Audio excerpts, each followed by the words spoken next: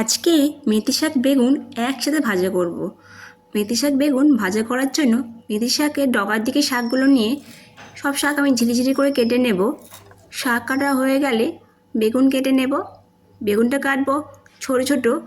বেগুন কাটা হয়ে গেলে পেঁয়াজ কেটে নেব, আর পেঁয়াজটা একটু বেশি করে দেব। পেঁয়াজ ঝিরিঝিরি করে কেটে নেব। পেঁয়াজ বেশি না দিলে কিন্তু শাক ভাজা ভালো লাগবে না। সব সবজি কাটা হয়ে গেছে, ধুয়ে নিয়েছি। এদিকে আমি উনুনটা জ্বালিয়ে নেব। উনুনটা জ্বালিয়ে কড়া বসিয়ে দেব। কড়া গরম হয়ে গেলে দিয়ে দেব তেল। তেল গরম হয়ে গেলে শুকনো লঙ্কা আর রাঁধুনি ফোড়ন দেব। অবশ্যই রাঁধুনি ফোড়ন দিতে হবে, নাহলে কিন্তু টেস্ট হবে না শাক ভাজার মধ্যে। ফোড়ন ভাজা ভাজা হয়ে গেলে আর রাঁধুনি ফোড়ন থেকে একটা সেন্ট বেরোলে তখন আমি দিয়ে দেব কেটে রাখা পেঁয়াজ। আর পেঁয়াজ দিয়ে নাড়িয়ে চাড়িয়ে দিয়ে দেব নুন হলুদ পরিমাণ মতন, দিয়ে নাড়িয়ে চাড়িয়ে দেব। দিয়ে দেব কেটে রাখা শাকগুলো দিয়ে নাড়িয়ে দেব। ঢাকা দিয়ে দেব কিছুক্ষণের জন্য। আর শাক থেকে জল বেরিয়ে যাবে, আর শাক তো সিদ্ধ হয়েই যাবে।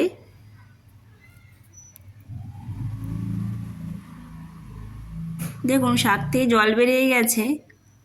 এখন কেটে রাখা বেগুন দিয়ে দেব। বেগুনের মধ্যে নুন হলুদ আর চিনি দিয়ে মাখিয়ে রাখাও যায়, আমি কিন্তু মাখিয়ে রাখিনি। তাই বেগুনগুলো দিয়ে আমি নাড়িয়ে দেব। আর নাড়িয়ে দিয়ে পরিমাণ মতন দিয়ে দেব চিনি।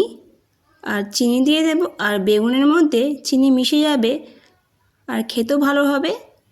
আর বেগুন তো তাড়াতাড়ি সিদ্ধ হয়ে যায়। আর এদিকে শাকটাও সিদ্ধ হয়ে গেছে।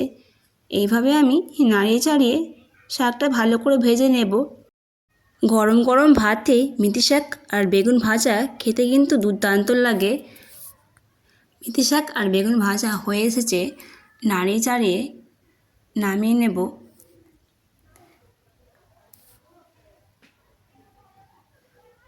আর বেগুন তো সবসময় পাওয়া যায়, মেথি শাক তো পাওয়া যায় না, এই শীতকালেই পাওয়া যায়। তো এইভাবে করে খেলে খুব ভালো লাগে। আমার হয়ে গেছে মেথি শাক বেগুন ভাজা।